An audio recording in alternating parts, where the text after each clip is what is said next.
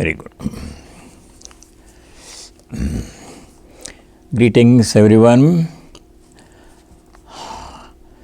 Very nice day. Another opportunity to study Bhagavad Gita by the grace of God. I hope all of you are well and try to stay well during these difficult times. Let us begin with a Shanti Mantra, peace chant from the Bhagavatam. Bhagavatam is Mahabhagavatam Purana. So let us chant. This is on page 94 of this book, Universal Prayers, top of page 94, and the English translation is on page 95, the first one on page 95. Om Swastyastu Vishwasya Khalah Prasidatam Dhyayantu Bhutani Shivam Mitho Dhiya Manascha Bhadram Bhajata Dadokshaja Aveshatam No Matirapyahaituki. Om Shanti Shanti Shanti. Om. May the whole world be peaceful. May the wicked become gentle. May all creatures think of mutual welfare. May their minds be occupied with what is auspicious. And may our hearts be immersed in selfless love for the Lord. Om peace. May there be peace and joy in our hearts. May there be peace and harmony amongst all the beings, and may there be peace everywhere in nature. Let us continue from where we left off. We just began the 4th chapter. Jnana Karma Sannyasa Yoga is continuation of the previous 2 chapters. In the 2nd chapter, Jnana Yoga was taught by Sri Krishna, especially beginning from verse number 11 until 30 or so. This Sri Krishna describing the nature of the Atman. Verse number 20 in the 2nd chapter is a key verse. Ajayate mriyate va kadachit nayam bhutva bhavita va na bhuyaha ajo nitya shashvato yam purano nahanyate hanyamane sharire. This Atman, which is present in all, which is same as Brahman, the universal ultimate reality, but when it seems to be associated with a particular body, then it is called Atman. Like space, all space is only one, infinite space. But when it seems to be associated with a particular part, then it seems to be separate, but it's not really separate. Oh, same one space. Atman is like that, same as Brahman. Najayate, this verse number 20 in 2nd chapter, very important verse. It does not take birth. Namriyate, it does not die. Like that, the nature of the self was described in many verses in the 2nd chapter.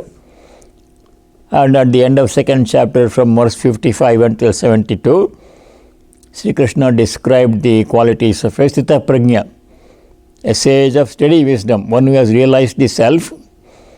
How does such a person behave? How does he react to the world? How does he control the senses?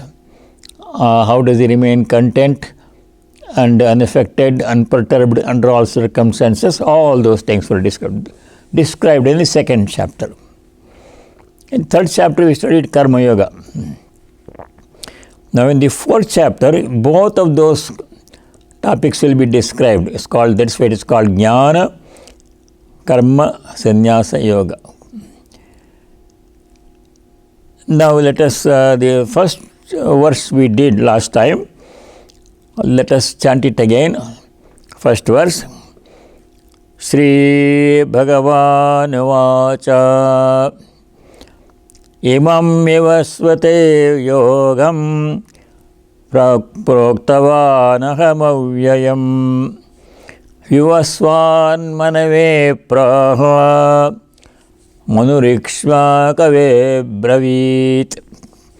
Shri Bhagavan Vacha. First verse in chapter 4. Imam Evasvate Yogam Proktavan Ahamavyayam Vivasvan Manave Praha Manurikshva Kave Bravit. Bhagavan Sri Krishna says to Arjuna, Imam Yogam, this yoga described in the previous 2 chapters, Avyayam Yogam, this knowledge is always current. Avyayam means imperishable. It never goes out of date. It's always true. But certain things change. For example, our knowledge of the world changes. It's not, our understanding of the world is not permanent. Today we think of world in this way, some phenomena, and after some time new studies show something different. So that knowledge keeps changing. But this knowledge of the self, Atma Jnana, does not change. Avyayam Yogam Vivasvate Proktavan. Aham Vivasvate Proktavan. I taught this to Vivasvan. Vivasvan means the sun. Vivasvan Manave Praha. Vivasvan taught this to Manu. Manu Ikshvakave Bravit. Manu taught this to Ikshvaku. So like this, from generation to generation, this knowledge is coming down in an unbroken stream of teacher-disciple, parampara, tradition. It's called Guru Shishya Parampara. Guru, teacher, Shishya means student, Parampara means tradition, unbroken tradition. Until today. Now, second verse. In those days, something to be noted here is the kings, Kshatriyas, the kings, they were the teachers who used to continue the tradition of teaching Vedanta to others. Even until recent times, many of the Maharajas in India, they were great promoters of knowledge of all kinds, knowledge and arts and science. They were promoting. The Raja of Khetri, the Raja of Mysore, they both helped Swami Vivekananda and respected him and honored him and helped him to go to the United States and carry the message of Vedanta to all of the Western world. The Maharaja of Mysore, the previous one and his previous one, his father, predecessor, they were all great Vedantins. They were very well versed in Vedanta. They were scholars in their own right. They used to compose hymns and songs, devotional songs. But now that tradition has gone. In the present day, the rulers are not Kshatriyas, they are politicians. And less said the better about the present day politicians. So that tradition was being maintained by the kings. That is explained in the first verse. Now we go to verse number 2.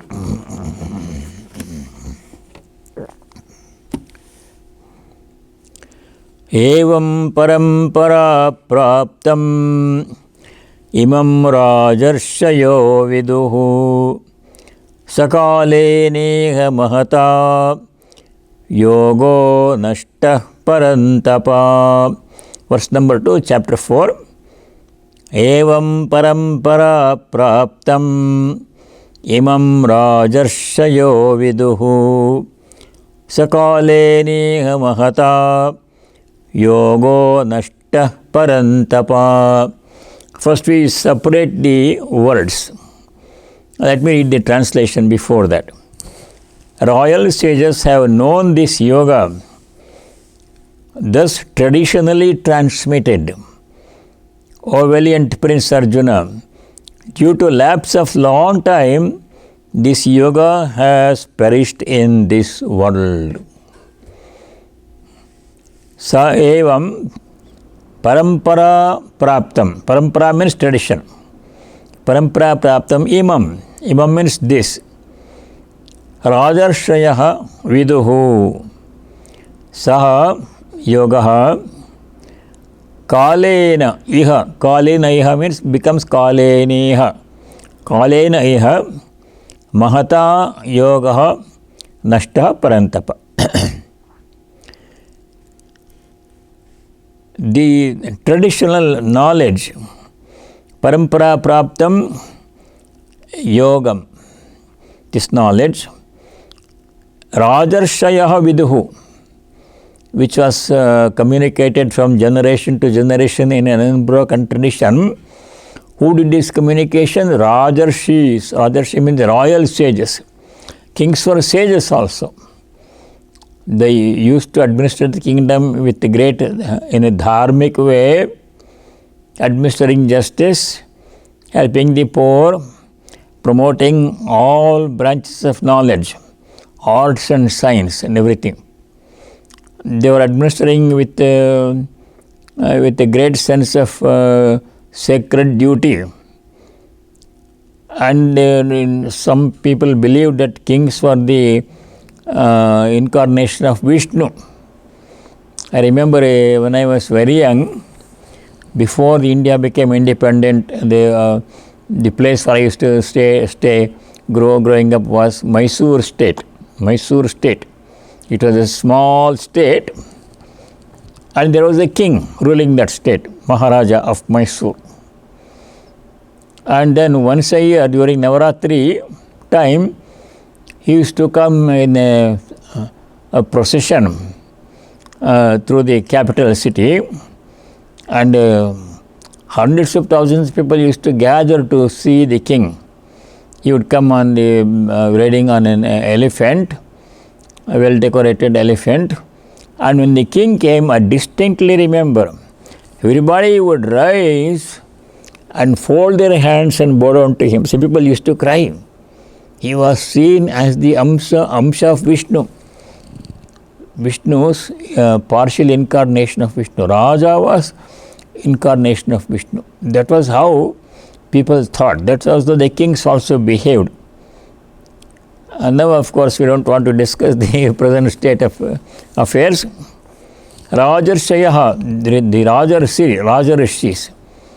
Devarishis like Narada, Rajarishis like Janaka and Vishwamitra, all those, they were kings and they were also rishis. So Rajarshaya Vidu, they promoted this knowledge. They were themselves Vedantic scholars, and they helped to continue the tradition without any discontinuity, tradition of knowledge. But what happens, as everything else in this world, in course of time everything deteriorates. In course of time everything deteriorates. That's in law of nature. The whole world will go away, deteriorate and go away. Even the sun, which is so brilliant and so powerful, producing enormous amount of energy all the time, sun also will deteriorate after some time. astronomers say. It will cool down and then it will disintegrate, and before that Earth will have gone, long before that galaxies also disintegrate. Everything disintegrates. There's a law of nature. In the same way, this yoga, this knowledge of the Atman, of the self, and Karma Yoga, they were lost. Gradually in the Kali Yuga, people lost interest in continuing this tradition of knowledge. So that's what in the second line of second verse Sri Krishna says.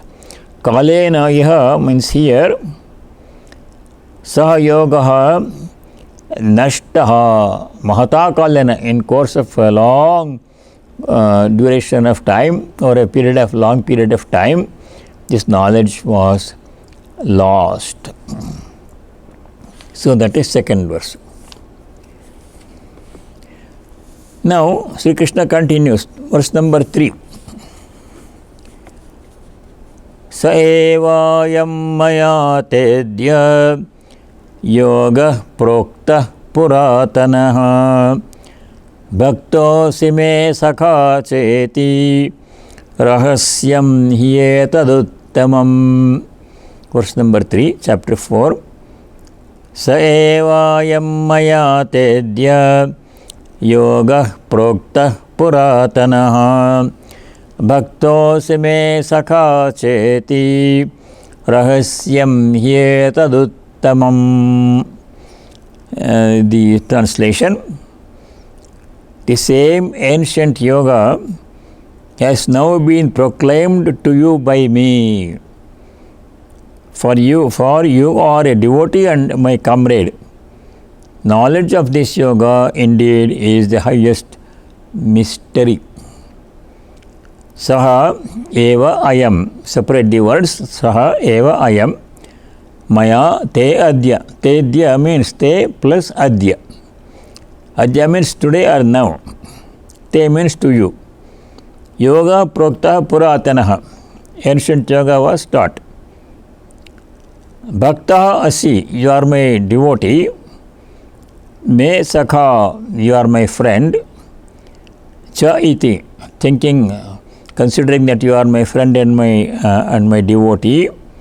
Idam uttamam rahasyam proktam. This supreme mystery of yoga, Adhyatma Vidya, knowledge of the self, and Yoga Shastra, they are very mysterious. They are mysterious in the sense, they are secret in the sense, it's available to everybody. Anybody can buy a copy of the Gita in any language. They have access to it. But it is not comprehensible by those who are not prepared.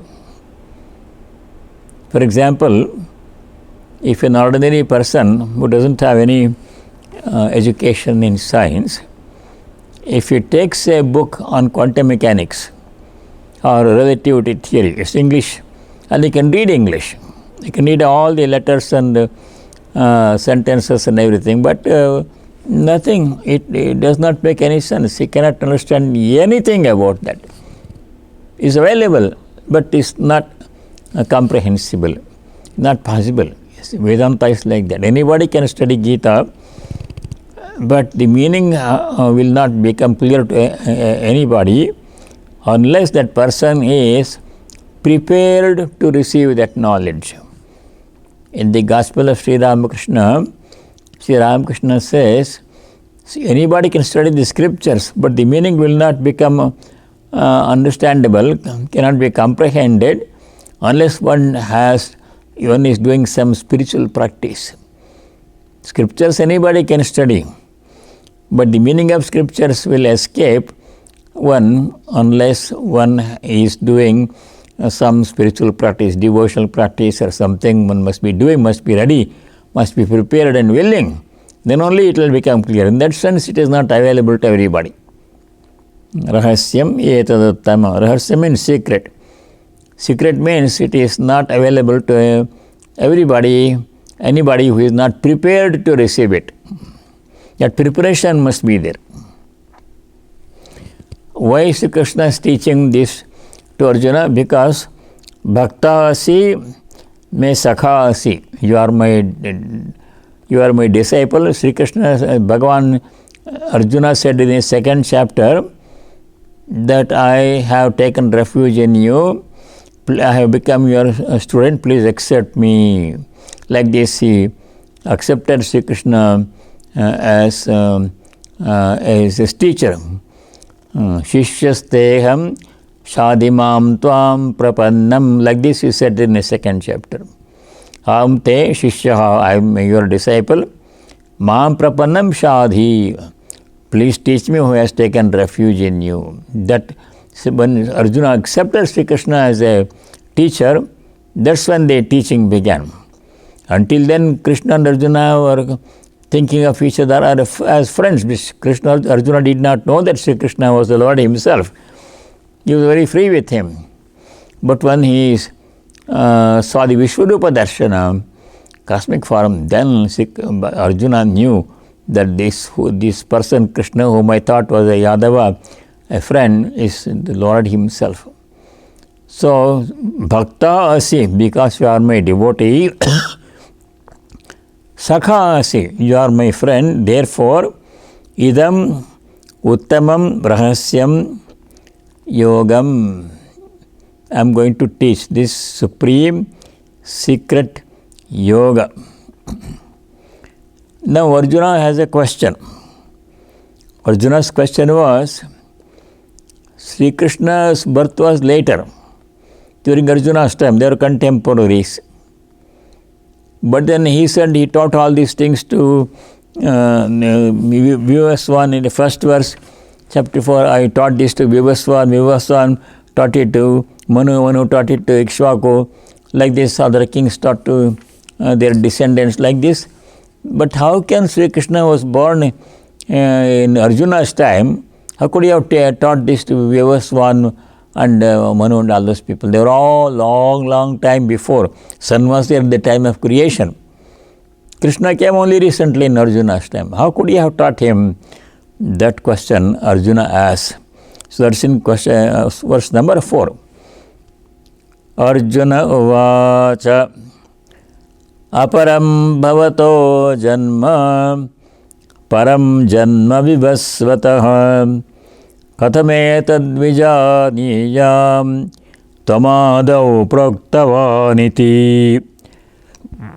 Arjuna uvacha aparam bhavato janma param janma vivasvatah kathametad vijaniyam tamadau proktavaniti. Your birth, Arjuna asked Sri Krishna, your birth has been later in Arjuna's time. That of the sun, the birth of sun, Vivaswan, Vivaswan means sun, was earlier. How then am I to understand that you imparted this yoga in the beginning to sun? Sun was there from a long time, from the creation of the solar system. And you came recently.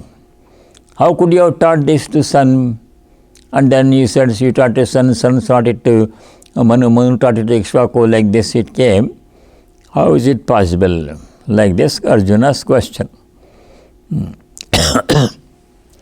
Now, you go to verse number 5. Sri Krishna replies, Shri Bhagavan vacha bahuni me vyatitani janmani tavacha Arjuna tanyaham veda sarvani natvam vetha parantapa. Verse number 5. Shri Bhagavan vacha bahuni me vyatitani janmani tavacha Arjuna tanyaham veda sarvani natvam vetha parantapa. A translation. O Arjuna, numerous births of mine have already taken place, as also those of yours. Arjuna, I know them all but you do not remember them at all.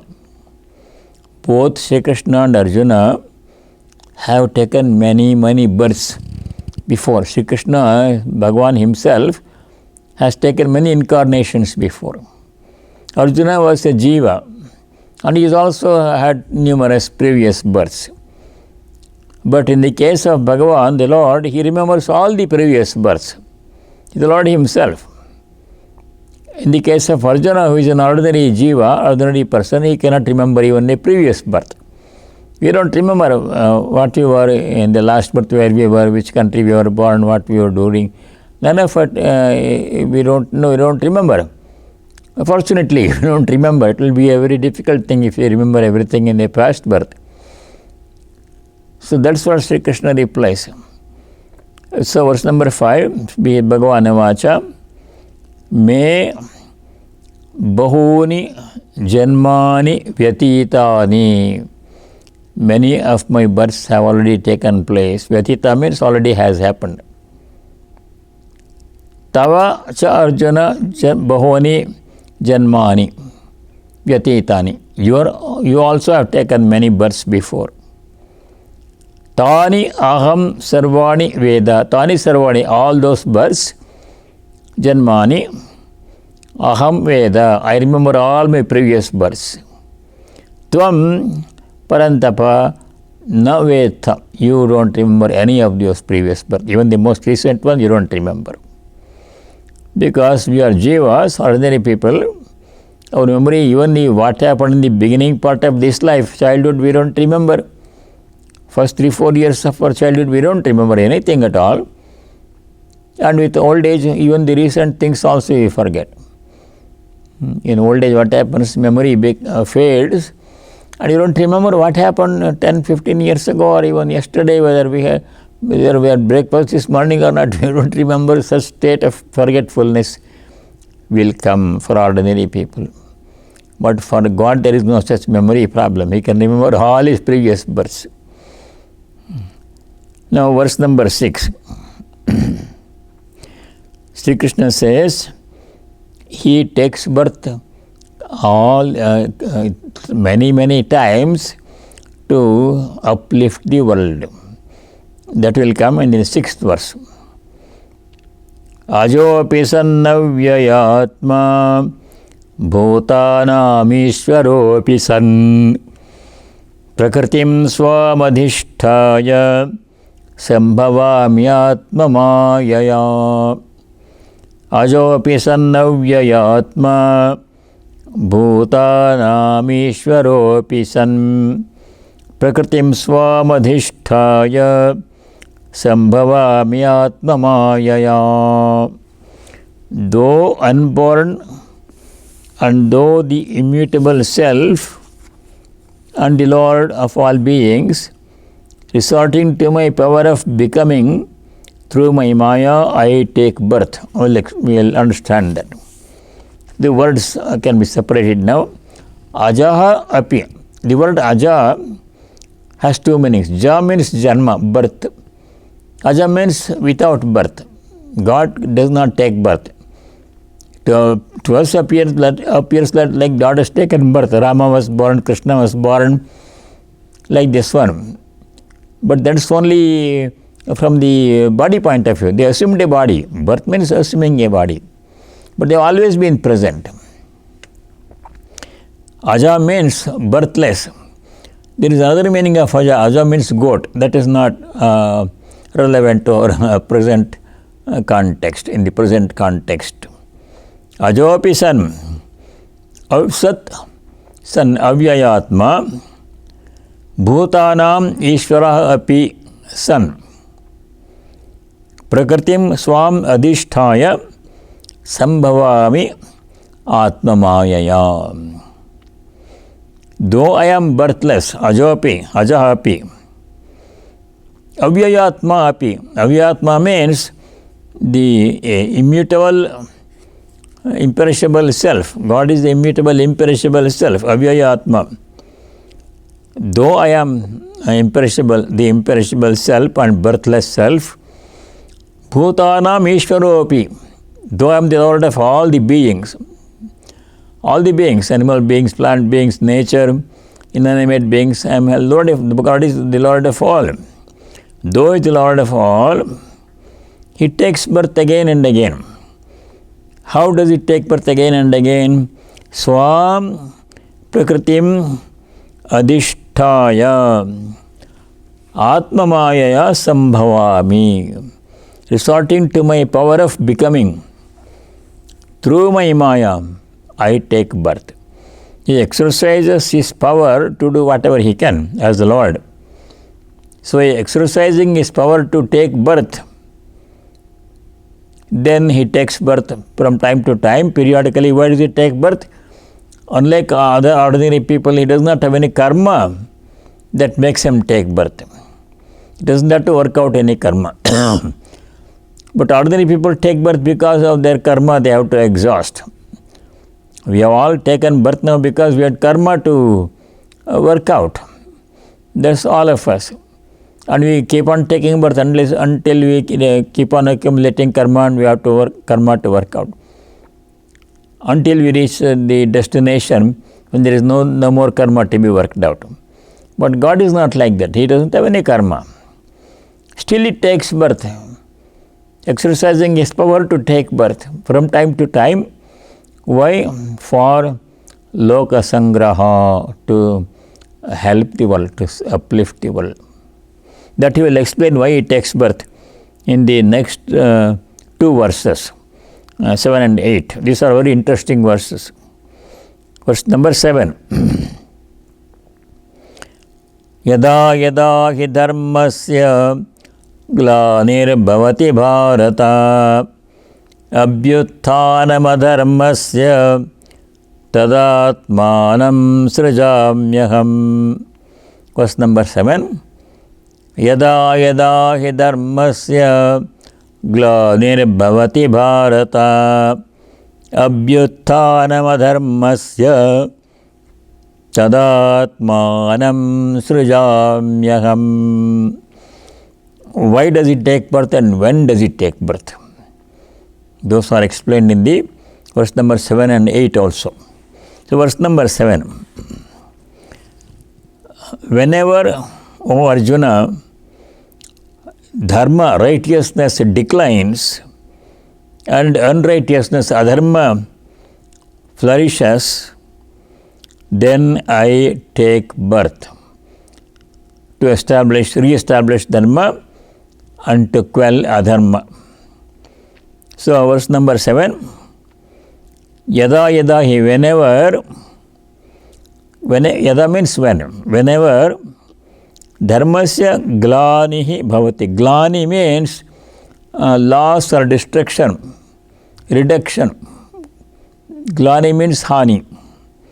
Whenever there is reduction of dharma, majority of people do not follow dharma. Whenever that happens, decline, whenever there is decline in dharma, then atmanam srijamyaham, I take birth in a human form. Whenever there is adharmasya abhyuthanam, when adharma, unrighteousness, all evil qualities, immoral qualities flourish. Abhyuthanam is flourishing. Adharmasya abhyuthanam yada bhavati tada atmanam srijami, then I take birth. Why does he take birth? What does he do when he takes birth is explained in verse number 8. Paritranaya sadhonam vinashaya cha dushkritam dharma samsthapanarthaya sambhavami yuge yuge. Paritranaya sadhonam vinashaya cha dushkritam dharma samsthapanarthaya sambhavami yuge yuge. The purpose of the Lord's birth is explained in this verse. The verse is pretty simple. Paritranaya, Sadhunam, there are not many compound words here. Dushkritam vinashaya. Dushkrita means people who do bad deeds. Dushkritam vinashaya. Dharma samsthapanarthaya. Dharma samsthapana means establishing. Arthaya to establish dharma. Yuge yuge sambhavami. In every yuga, in every age, I take birth. For the protection of the virtuous people, for the destruction of the wicked people, and to secure establishment of righteousness, establish dharma, I am born in every age. So it's pretty simple. This verse is often quoted. Why God takes birth in every age. Paritranaya sadhunam, to protect the sadhus. Sadhus means not only sannyasi, sadhus means any good person who leads a morally pure life. Such people, the nice people don't win often, as they say. They follow all the rules of dharma and they sometimes they don't make progress in worldly life because they are too nice. And those people who do devious things, they seem to make progress. That is only in the short term. That cannot be sustained. Sadhunam paritranaya, to protect the sadhus, good people, righteous people. Dushkrita vinashaya. Dushkritan means the people who do bad deeds. Sukritinaha, dushkritinaha. Vinashaya, to punish them. Dharma samsthapanarthaya, to establish dharma, re-establish dharma. Yuge yuge sambhavami, in every age I take birth. Now if we know this, when the Lord comes in human form, most people do not recognize him as God. They dismiss him as another good human being. But only rare people recognize a person, God in human form, as God. That is explained in the verse number 9. Excuse me. Those people who recognize God when he arrives in human form and get to know him and his teachings, they will find liberation. That is explained in verse number 9. Janma karma cha me divyam evam yo veti tattvataha tyaktva deham punarjanma naiti mameti sorjuna. Janma karma cha me divyam evam yo veti tattvataha tyaktva deham punarjanma naiti mameti sorjuna.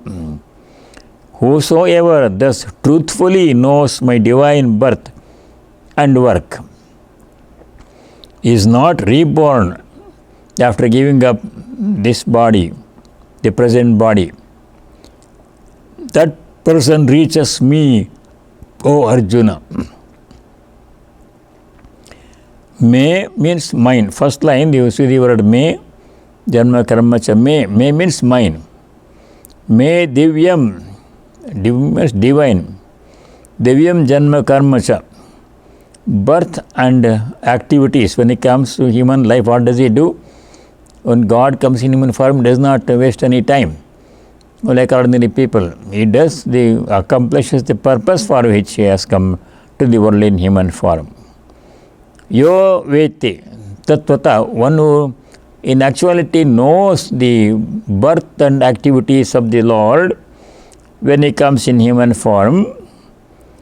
Such a person, saha manushyaha, deham tyaktva, when he gives up the body, when such a person dies, punarjanma na eti, he is not born again in another birth.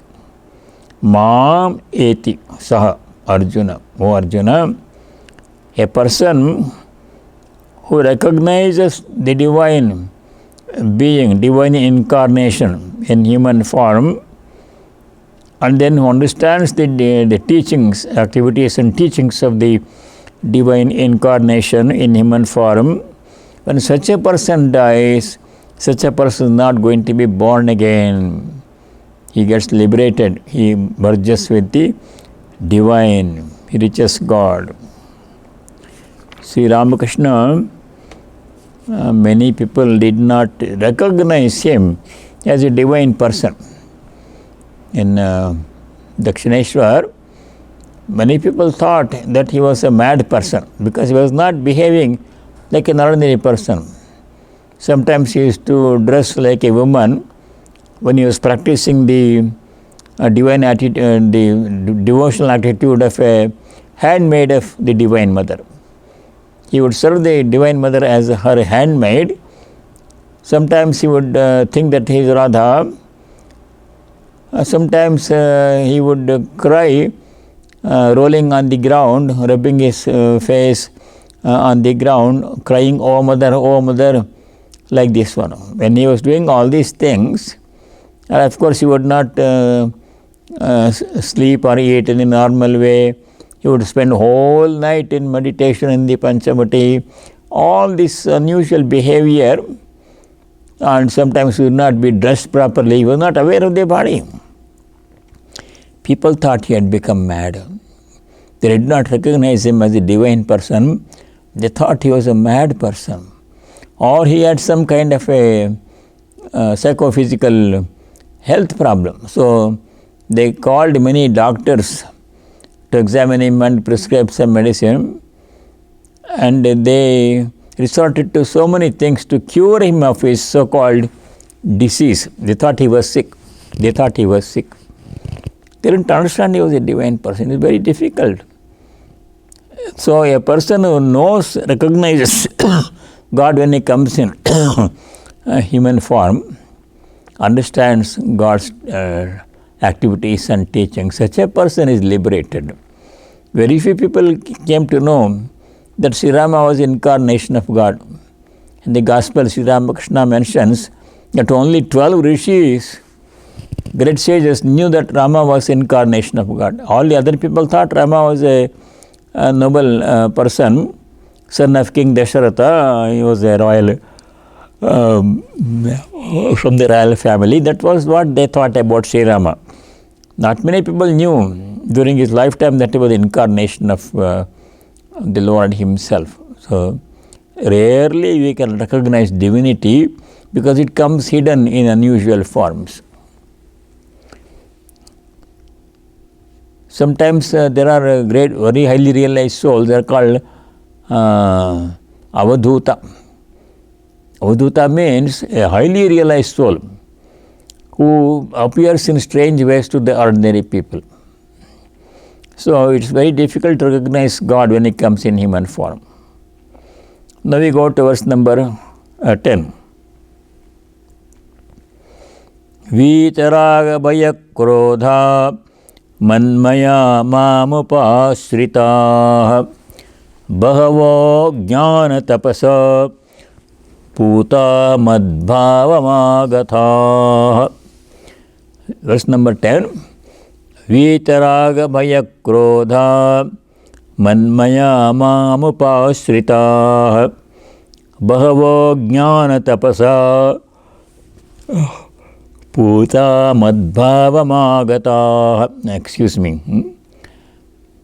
Free from passion, fear and anger, filled with my power, dependent on me, and freed, purged by the austerity of knowledge, many have attained my status.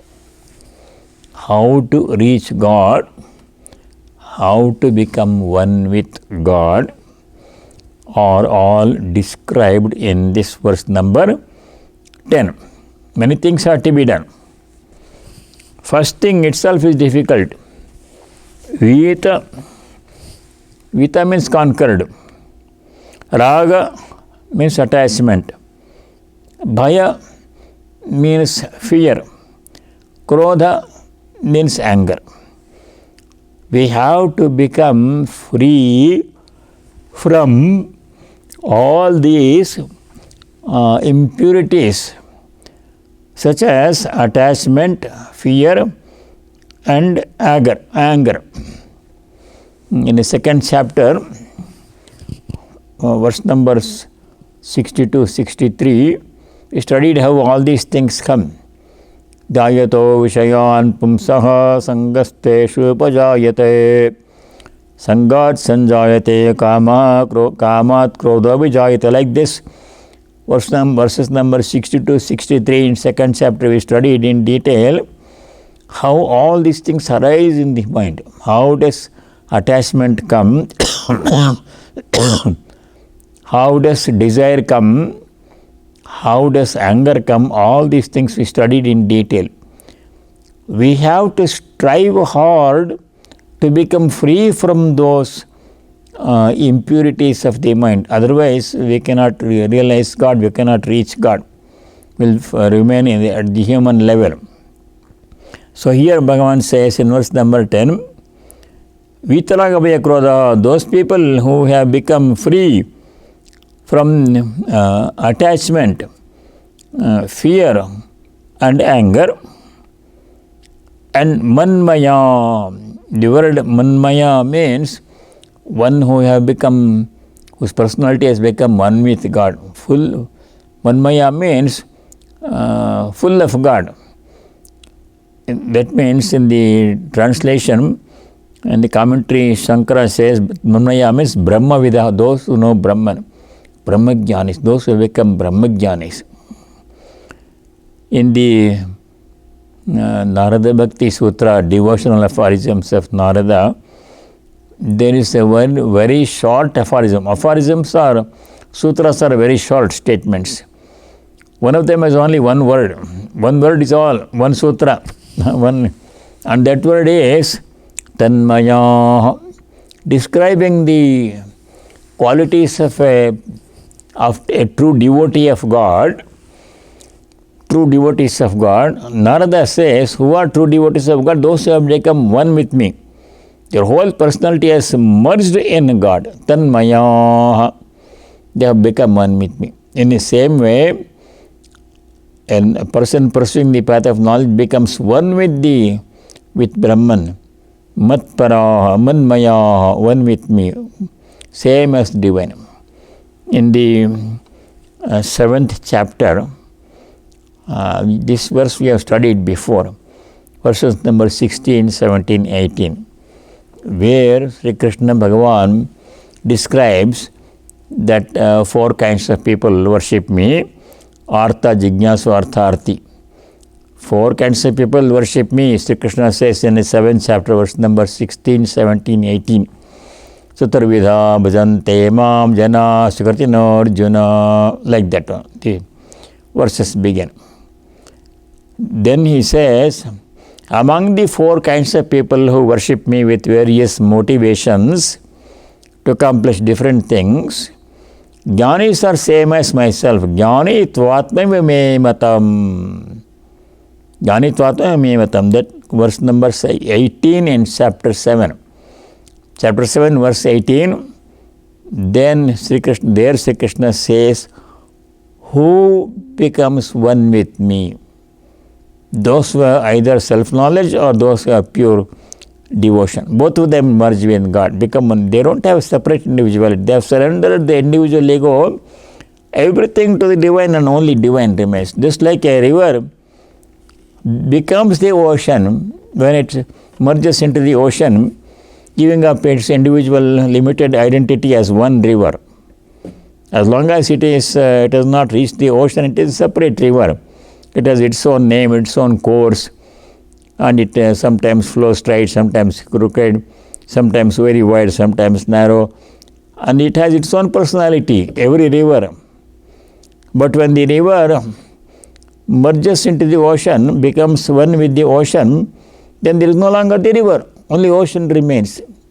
Same thing happens to devotee or a jnani.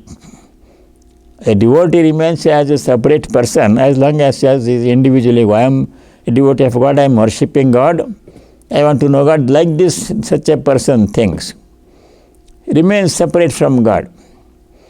But in the ultimate sense, what happens? He merges and becomes one with the divine. Same thing about Jnani. Jnani becomes one with the divine. Sri Krishna clearly says the Jnani is same as myself. In chapter 7, verse 18, Jnani is same as myself. Jnani tu atma me matam. So here in the 10th verse of chapter 4, which you are studying, same thing Sri Krishna says, Manmaya, they become one with me. Mamupasita, they have become dependent on me. We have to depend only on God. Everything else not dependable. If you depend upon money, keeping a lot of money, hoping that whenever I need any problem and whenever they need any help, money will help me. So money, they depend upon money. Larger the amount of money, safer they will feel. Some people depend, if I become a powerful person with great power, then I can, will save me, help me, and under all circumstances they depend upon power. Some people depend upon some profession, they depend upon their body. As long as they have a very good body, youthful looking body, good looking body, then they are successful in their profession. When the body begin to deteriorate, then they cannot practice their profession anymore. So those things we cannot depend upon them. They are very temporary. They don't support us at all times. But something that we can always depend upon, unfailing source of support, is God Himself, Brahman itself. Mamupasitaha, those people who take refuge in me and depend upon me at all times for everything. Mamupasitaha, those who take refuge in me. Jnana tapasa putaha, those puta means who have become purified. Purified means become free from all impurities such as lust, anger, greed, pride, jealousy, fear, etc. Those are all impurities. They have become free from all those impurities. How have they become freed from all impurities? Jnana tapasa, by the austerity of knowledge. This is describing the path of knowledge. Same thing can be attained by the practice of devotional practices also. Purified by the austerity of knowledge. Austerity of knowledge means asserting oneself not as the body mind but as the self, as the Atman. I am Brahmasmi. Asserting that and giving up all attachment to body mind. I am not the body, I am not the mind, I have nothing to do with them. At most they are like outer garments. If they are there, they are okay. If they are torn, it's okay. If they go away, that's okay. I am not bothered by it. Such people, they reject their identity or dependence on the body for comfort and happiness, etc. They take refuge only in the divine self. Jnana tapasa, by performing such austerity, putaha, those who become purified, free from all impurities, madbhavamagataha, they have attained my status. They have become one with the divine. Like the river becomes one with the ocean, gives up its limited identity and assumes the infinite identity of the ocean, becomes the ocean. That is verse number 10. Verse number 11 is one of the most important verses in the whole of Gita. It's not a difficult verse. It's something that is already very familiar to all those people who have been studying Sri Ramakrishna's teachings in the gospel. Sri Ramakrishna said in Bengali, Joto mat tata path. As many seekers, so many paths are there. God is like the center of a great circle. You can reach Him by following any radius. How many radii are there? Innumerable radii. Infinite number of radii are there in a circle. So it all points along the circle. Each seeker can go to God by his own radius, along his own radius. We don't have to give up our path and go to somebody else's path to reach God. Every path leads to God. So that harmony of all the paths, namely all the paths leading to God lead to God, and there is no reason to quibble or fight There is no reason for somebody to say, my path is better, come and follow my path, your path is not good. If you don't accept my path, you will go to hell. Those things are not acceptable in Vedanta. Vedanta says, you follow your own path, everybody let them follow their own path, and if they follow it diligently with devotion, they will reach the goal, whichever may be their path. So the harmony of all religions and the multiplicity of paths all leading to the same goal is described in the verse number 11. Let us do verse number 11. Ye yatha mam prapadyante tamstathaiva bhajamyaham mama vartmana vartante manushya partha sarvashaha. Ye yatha mam prapadyante tamstathaiva bhajamyaham mama vartmana vartante manushya partha sarvashaha. Whatsoever the manner in which they approach me, in that very manner I resort to them. For, O Arjuna, on all sides men tread paths leading to me. All paths leading to the same goal. They may be so widely different from each other. Then they all reach the same goal if they follow it diligently. For example, a Jnana Yogi, person who follows the path of knowledge, he does not worship any personal God. Only Am Brahmasmi, Am Brahman, he says like that, and meditates on Brahman, and does not do any rituals, does not go on any pilgrimage, does not do any puja, worship, etc. He reaches God. That is Jnana Yoga.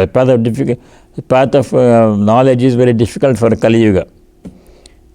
So those people who follow Karma Yoga, they also reach the goal. Those people who follow the path of Yoga, Patanjali's Yoga Sutra, they also reach the goal. Those people who follow the path of devotion, which has so many different possibilities, one can worship God in any form of their choice. Some people worship Rama, they go to the same goal. Some people worship Krishna, some people worship Shiva, some people worship Kali, Durga, Hanuman. They all go to God. And God will appear to them in any way that they want to see Him. In any way they worship, in that way He appears, He grants them liberation. That is the most Catholic, broadest view that Vedanta has.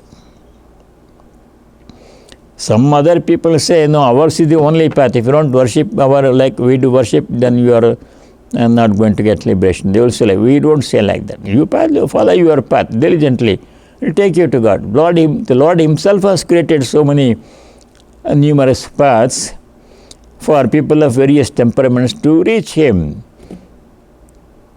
In the Gospel of Sri Ramakrishna gives us example. You are familiar with this one.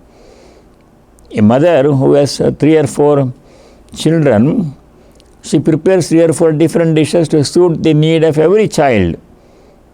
For one child, she prepares one dish. Other child does not like it or may not digest it, so she will prepare another dish for the second child, another dish for the third child. She knows which child needs what kind of food. She prepares that. She serves them. Everybody is nourished. God is the same thing. God Himself has created all these various paths to suit the various tendencies and to match the abilities of all His seekers, the children who are seeking Him. Out of compassion He has made provision for different paths. Who are we to say this is the only path? That is not acceptable in Vedanta. For example, there are very poor people in some small villages in India. If you go to that village, a small number of very poor people, illiterate people, they don't have any education, nobody knows, they don't study Vedanta, they don't know Sanskrit or English or anything. They're leading very simple lives, working in the farm, somehow making a livelihood, and they are devoted to God in their own simple way. In that village, there is a small hut. In that hut, there is some kind of a stone image is there. And the villagers go to that hut every day or whenever they can. This is the temple. There is only a piece of stone there. They give it some local deities worshipped there. They think of it as Hanuman or Rama or some temple only. That is one way to worship God. They also reach God. The devotion is pure and simple. As opposed to that, some people build very elaborate, huge temples with all kinds of deities and decoration, and they also worship God. People go to different kind. The people of different faith worship God in different ways. Christians worship God as Jesus Christ, and Islamic people worship God as Allah. Vaishnava says Vishnu, Shaiva says Shiva, Buddha says Buddha. They all reach the same goal. God is one, many different forms. That's what this verse number 11 says. We will continue. I'll read the translation and we'll stop there. Verse number 11. Whatsoever manner in which they approach me, in that very manner I resort to them. O Arjuna, on all sides, men follow the path leading to me. Whatever path you are diligent, you should follow with devotion and diligence. That's important. Your own path. That will take you to God. So we'll continue this next time. Let me say the closing prayer. Om Sarve Bhavantu Sukhinah, Sarve Santu Niramayah, Sarve Bhadrani Pashyantu, Ma Kaschid Dukkha Bhag Bhavet. Om Shanti Shanti Shanti. Om, may all be happy, may all be free from diseases, may all realize what is noble and auspicious, may no one be subject to misery. Om, peace, may there be peace in our hearts, may there be peace and harmony amongst all beings, may there be peace everywhere in nature. Hari Om Tat Sat. Sarvam Sri Ramakrishna Arpanamastu. Thank you all. Stay well until we meet next time. Thank you.